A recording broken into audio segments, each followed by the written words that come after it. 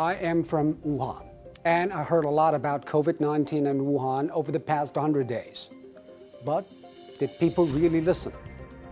The most important thing is information. Like any viruses we've met before, there is no perfect information. When one breaks out, people are confused. How bad is it? What should we do? And what if we do nothing? That is what happened in Wuhan in early January. But the signs became clear very soon. It was a new virus. It spread to humans, and it could spread fast. I assumed the idea of doing nothing to get herd immunity also crossed minds, because that will minimize the economic impact and social disruption. But what about the toll on lives? How many people have to die to have social immunity? And China has a large population. That means even a small fatality rate of 1% from 1.5 billion would account for a lot of people. Chinese policymakers soon realized we could not wait, and we needed to do something, big and quick. We went back to the basics: testing, isolation, and contact tracing. But that proved to be challenging. If you have enough testing kits and trace contacts thoroughly, you don't need to isolate everybody. That is what Singapore and South Korea did. But in the beginning of the outbreak, Wuhan did not have enough testing kits and could not trace everybody. So the Chinese did the extreme. Wuhan was locked down. People stayed at home. The lives of millions were disrupted, and the economy came to a halt. A month later, the epidemic was under control. But unfortunately, the rest of the world did not pay attention. One major reason is human nature. We don't see threats until it is in our faces. Despite warnings from WHO, Europe and America still imagined that the virus was not their problem. In this age of political polarization, it is very easy to fall for simple sound bites that sound familiar. But the real world is not simple, neither is it familiar. It is also a policy problem. Politicians and even some scientists were still arguing about the nature of the threat. Is it a super flu or a cataclysmic pandemic, or is it something in between? I guess they were blind to blow-by-blow accounts of Wuhan doctors fighting fatigue and desperation. The mortality rate is not big, but big enough to think again about everything. COVID-19 is an equalizer. Did China do everything right? No. There is a lot that needs to be revisited, refined, and even reformed.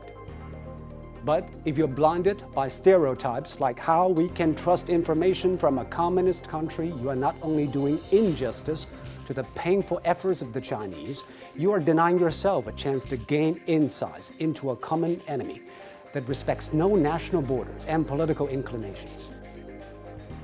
Let us not be provincial here. Some of the ideas and practices might not apply elsewhere, but it won't hurt to listen. Isolation means isolation. It needs compliance from the people. China underwent a period in which the government moved infected patients and even their close contacts from their homes and put them in strict quarantine. That is extreme, but that also dramatically cut down infections.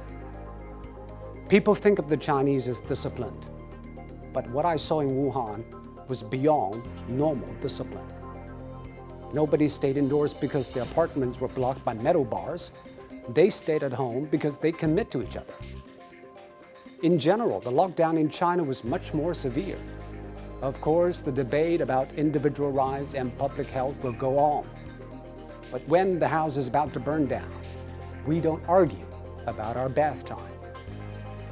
But there are things unique to the Chinese system, of course. For example, the relationship between the central and the local governments. The central government in China plays the role of a champion, guide, coordinator, supervisor, and guarantor of last resort. So when I saw Governor Cuomo of New York begging the federal government to step in to get ventilators, I thought, wow, what a difference different systems can make.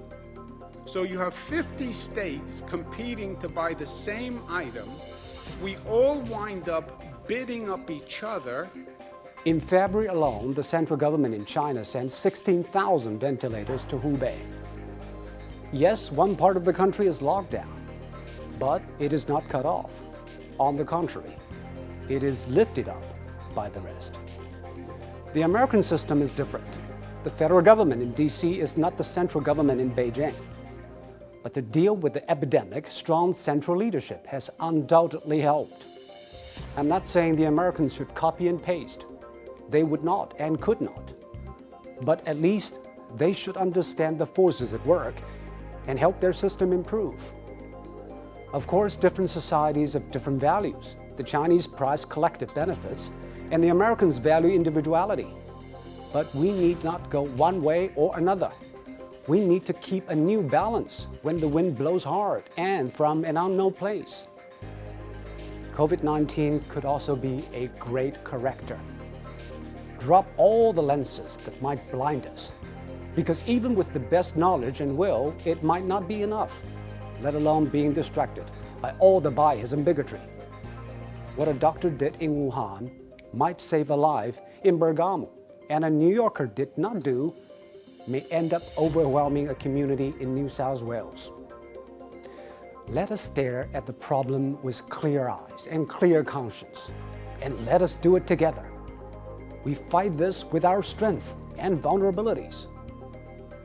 My families and friends back in Wuhan told me they are on the move again. They felt the pain, they fought the plague, and they embraced life regained. They hope the world hears it.